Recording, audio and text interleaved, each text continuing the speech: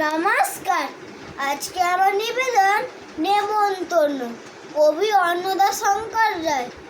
যাচ্ছ কোথা চাংরি পোতা, কিসের জন্য নেমন্তন্ন? বিয়ের বুঝি না বাবুজি, কিসের তবে ভোজন হবে?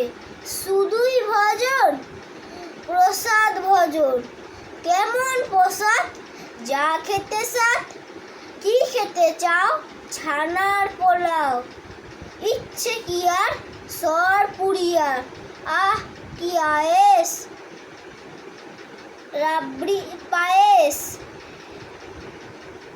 একে বলে ক্ষীর কদলি, আহ কি ফোলার, সবরি কলার।